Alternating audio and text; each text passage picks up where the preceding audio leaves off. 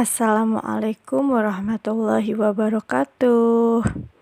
Sebelum memulai kegiatan pembelajaran hari ini, marilah kita berdoa terlebih dahulu menurut agama dan kepercayaan masing-masing. Berdoa dimulai. Selesai. Sebelum memulai pelajaran, Ibu mau bertanya, bagaimana kabar kalian? Baik.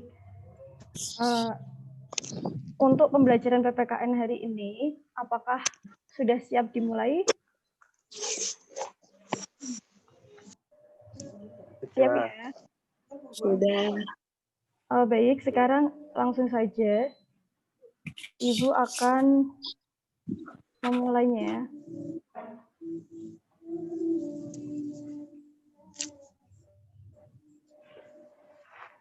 Tentang bab 2 ya, menumbuhkan kesadaran terhadap Undang-Undang Dasar Negara Republik Indonesia tahun 1945. Selanjutnya, sebelum memulai, Ibu akan menyampaikan di sini ada tujuan pembelajaran. Yang pertama, ada menghargai makna kedudukan dan fungsi Undang-Undang Dasar Negara RI tahun 1945 sebagai bentuk sikap beriman dan bertakwa. Terus di sini ada 5 makna, bisa kalian ini baca sendiri ya. Ini kemudian yang terakhir ada mensimulasikan peran tokoh dalam merumuskan Undang-Undang Dasar Negara Republik Indonesia tahun 1945. Ya, selanjutnya kita akan membahas yang sub B, beberapa bagian sub B tentang peraturan perundang-undangan dalam sistem hukum nasional. Sebelum memasuki sub materi ini, Ibu akan mengulas sedikit tentang materi yang kemarin, tentang kedudukan fungsi Undang-Undang Dasar Republik Indonesia tahun 1945. Apakah kalian ingat ada fungsi Undang-Undang Dasar Negara Republik Indonesia tahun 1945 ada 3. Yang pertama ada sebagai alat kontrol, yang kedua ada sebagai alat pengatur, yang ketiga ada sebagai penentu. Ada yang tahu apa yang ada yang ingat sebagai fungsi Undang-Undang Negara Republik Indonesia tahun 1945 sebagai penentu. Coba ada yang mau menjelaskan? Kalian bisa buka buku paket halaman 40. Apa ada yang mau jawab?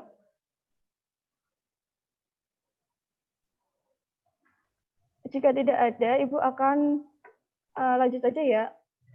Fungsi Undang-Undang Negara Republik Indonesia pada materi kemarin tahun 1945 sebagai alat pengatur. Itu maksudnya Undang-Undang Negara Republik Indonesia tahun 1945 itu juga berperan sebagai pengatur bagaimana kekuasaan negara disusun, dibagi, dan dilaksanakan.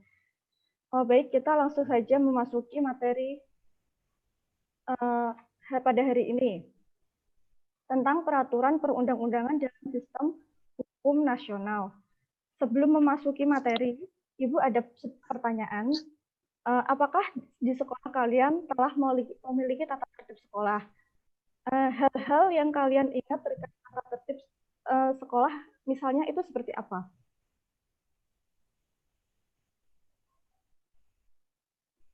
Contoh ya, kewajiban siswa yang harus dilakukan di sekolah seperti apa? Ayo, ada yang bisa jawab?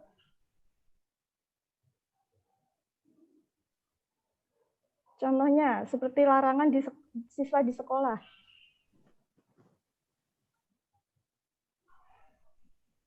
Halo?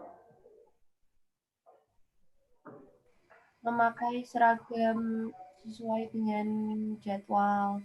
Iya, bagus. Terus? Mengikuti upacara dan hikmat. Ya, baik.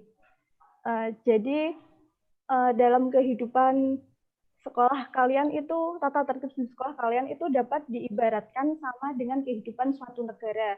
Jadi itu keduanya memiliki peraturan. Kehidupan di sekolah itu diatur melalui tata tertib sekolah. Kalau kehidupan dalam suatu negara itu diatur dalam konstitusi atau undang-undang dasar. Jadi setiap bangsa yang merdeka itu akan membentuk suatu pola kehidupan yang berkelompok yang dinamakan negara. Jadi itu pola kehidupan berkelompok dalam bernegara itu perlu diatur dalam suatu naskah. Naskah aturan hukum yang tertinggi dalam kehidupan negara Republik Indonesia itu dinamakan UUD Republik Indonesia tahun 1945 dan peraturan perundangan lainnya. Di sini Undang-Undang Dasar Negara Republik Indonesia tahun 1945 itu berisi pola dasar kehidupan bernegara di Indonesia. Jadi semua peraturan perundang-undangan yang dibuat di Indonesia tidak boleh bertentangan dengan Undang-Undang Dasar Negara Republik Indonesia tahun 1945. Jadi, semua peraturan perundang-undangan itu yang dibuat di Indonesia itu harus berpedoman pada Undang-Undang Dasar Negara Republik Indonesia tahun 1945. Jadi, kita sebagai warga negara Indonesia itu kita patuh pada ketentuan yang terdapat dalam Undang-Undang Dasar Negara Republik Indonesia tahun 1945. Kepatuhan warga negara terhadap Undang-Undang Republik Indonesia tahun 45 itu akan mengarahkan kita pada kehidupan yang tertib dan teratur. Jadi ketertiban dan keteraturan dalam kehidupan bernegara itu akan mempermudah kita mencapai masyarakat yang sejahtera. Terus sebaliknya, jika Undang-Undang Negara Republik Indonesia tahun 1945 tidak dipatuhi, maka apa yang terjadi? Kehidupan bernegara kita mengarah pada ketidakharmonisan. Akibatnya itu bisa terjadi kerenggangan dalam masyarakat dan lebih jauhnya perpecahan negara. Maka siapa yang dirugikan? Yang dirugikan itu ada semua warga Indonesia karena hal itu dapat berakibat tidak terwujudnya kesejahteraan, bahkan mungkin bubarnya negara kesatuan RI. Jadi itu kita harus berkomitmen untuk melaksanakan Undang-Undang Dasar Republik Indonesia tahun 1945. Sudah paham? Untuk submateri yang C. Ada yang perlu dipertanyakan? Kalau tidak, Ibu akan lanjut ke submateri yang D. Paham ya? Oke, yang ke D di sini ada melaksanakan dan mempertahankan Undang-Undang Dasar Negara Republik Indonesia tahun 1945. Jadi Undang-Undang Dasar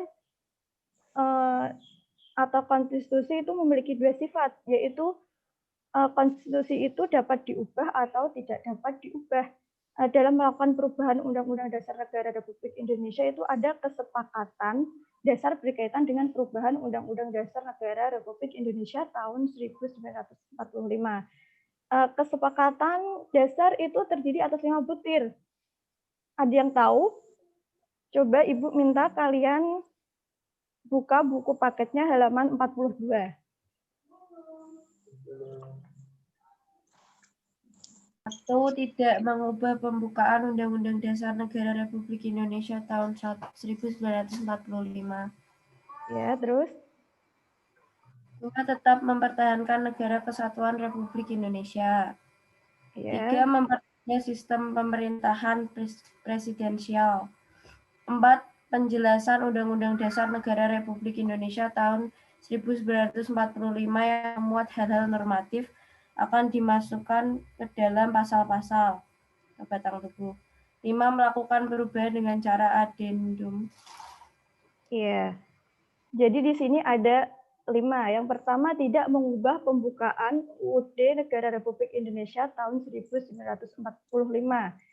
Yang kedua, tetap mempertahankan Negara Kesatuan Republik Indonesia. Yang ketiga, mempertegas sistem pemerintahan presidensial. Yang keempat, ada penjelasan Undang-Undang Dasar Negara Republik Indonesia tahun 1945 yang membuat hal-hal normatif akan dimasukkan ke dalam pasal-pasal atau batang tubuh. Yang kelima, ada melakukan perubahan dengan cara adendum. Terima kasih untuk Mbak Joshua ya sudah mau menjawab. Jessica Iya. ini pakai laptop kakak. Oh iya, maaf ya. Sore. Jadi itu sebagai lembaga yang berhak mengubah Undang-Undang Negara Republik Indonesia tahun MKM. 1945 itu telah menyepakati tidak mengubah pembukaan Negara Republik Indonesia tahun 45 itu oleh MPR. Selanjutnya, di sini Ibu ada gambar. Berikut gambar ini tahu ini gambar apa? Aku bek kembur. Iya. Tenang carmu. Duh, Ayo, ini gambar apa? kita Bu. Lanjut ke Iya. Iya, bagus. Apa ya? Jadi itu di sini tuh TNI bersama rakyat itu tuh mempertahankan NKRI sebagai wujud pelaksanaan dan mempertahankan Undang-Undang Dasar Negara Republik Indonesia tahun 1945. Pancasila itu sebagai dasar-dasar filosofis yang terdapat dalam pembukaan Undang-Undang Dasar Republik Indonesia tahun 45 yang merupakan kesepakatan bersama penyangga konstitusionalisme dan tidak diubahnya pembukaan 1945 itu tidak berubah pula kedudukan Pancasila sebagai dasar filosofis negara Republik Indonesia. Adapun di sini itu yang berubah adalah sistem dan lembaga untuk mewujudkan cita-cita berdasarkan nilai-nilai Pancasila. Apabila pembukaan Undang-Undang Negara Republik Indonesia tahun 40 diubah dengan sendirinya, maka apa? Kesepakatan awal berdirinya negara Indonesia merdeka akan hilang. Dan dengan hilangnya kesepakatan awal tersebut itu sama saja dengan membubarkan Negara Kesatuan Republik Indonesia.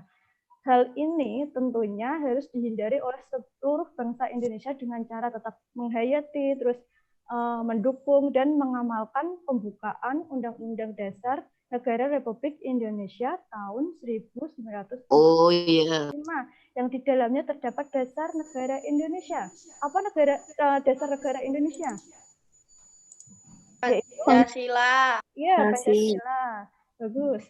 Terus pelaksanaan Undang-Undang Dasar Negara Republik Indonesia tahun 1945 itu bukan hanya dilakukan dengan tidak mengubah pembukaan, tetapi tidak kalah penting dalam kehidupan bermasyarakat, berbangsa, dan bernegara.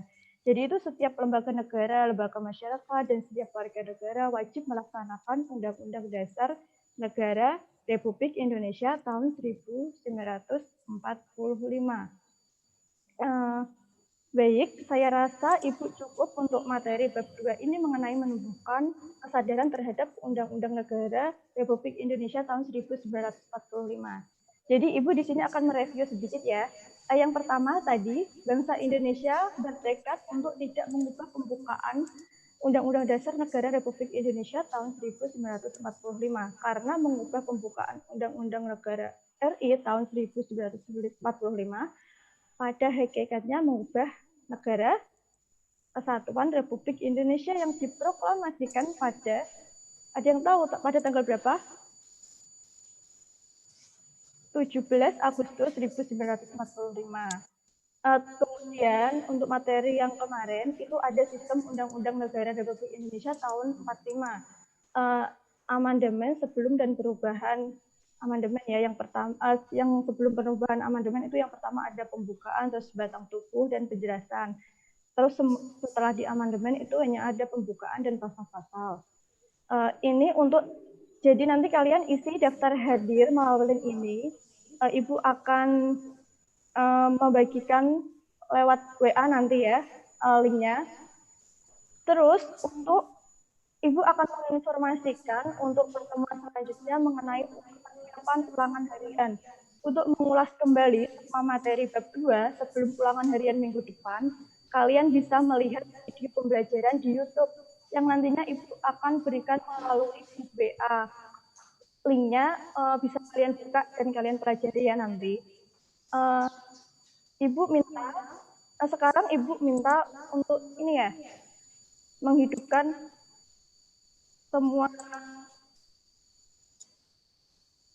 semua kamera sebagai bukti pembelajaran hari ini sudah terlaksana.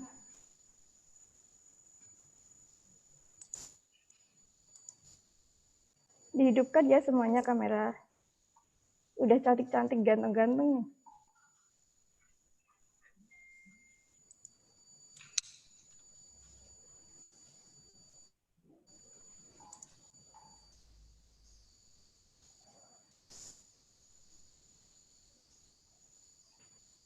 Semuanya, ayo. Ada yang belum?